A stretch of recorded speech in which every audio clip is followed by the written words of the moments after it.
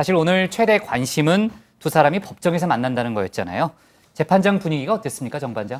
네, 유 전 장관은 평소에 검찰 출석 따라 헌재 탄핵 심판 때도 취재진 앞에서 박 전 대통령의 좌천성 인사 지시, 문학의 블랙리스트 등과 관련해서 거침없이 발언을 내놨었죠. 그렇죠.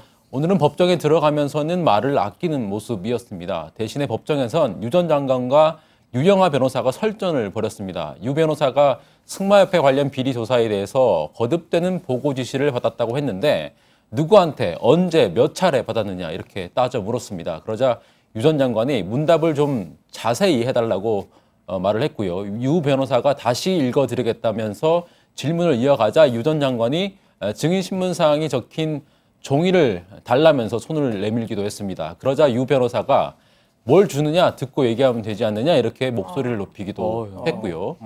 유 전 장관도 나한테 큰 소리 치느냐 이렇게 또 받아쳤습니다. 유 변호사도 반말하지 마라 이렇게 서로 설전을 벌이는 모습이었습니다. 그러니까 박 전 대통령 표정이 어땠을지가 좀 궁금한데. 궁금해요. 볼 수가 없으니까요. 예, 그러니까 유진용 전 장관하고 유영하 변호사가 방금 들으신 것처럼 이렇게 설전을 벌이던 그 와중에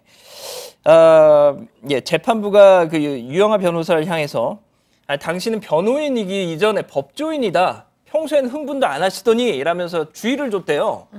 그랬더니 박 전 대통령이 이 대목에서 옆에 앉아있는 최명성 변호사와 함께 싱긋 웃음을 짓더라. 라는 거죠. 그러면서 고개를 푹 숙여서 얼굴을 감추는 모습을 보였다는데 그러다가 이내 다시 또 웃음을 띄우면서 뒤쪽에 앉아있던 다른 변호사들에게 귓속말로 무언가를 얘기하는 그러면서 또 다시 굳은 표정으로.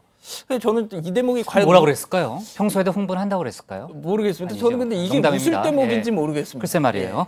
자, 그리고 아까 그 노태강 차관, 이틀 전에 문체부 차관으로 임명된 노태강 차관 얘기를 좀 했는데 그 박근혜 전 대통령이 나쁜 사람이라는 얘기를 해가면서 이제 경질을 시킨 것으로 알려져 있잖아요.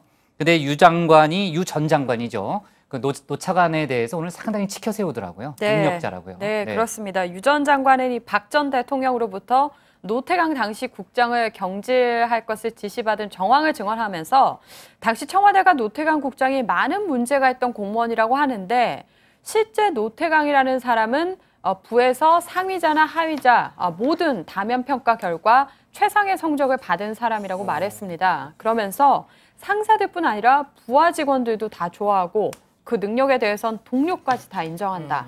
노태강을 쫓아내기 위해 그런 얘기를 한다는 건 지나친 말도 안 되는 변명이라 생각한다고 비판을 했고요. 유 전 장관은 또 당시 노태강 국장이 울면서 나를 징계 안 하면 이 부처가 큰일이 난다. 그냥 나를 징계하는 모양을 갖춰달라고 해서 할 수 없이 한 달간 직무 정지 상태로 박물관으로 옮기도록 할 수밖에 없었다. 이렇게 그간 사정을 설명하기도 했습니다. 네.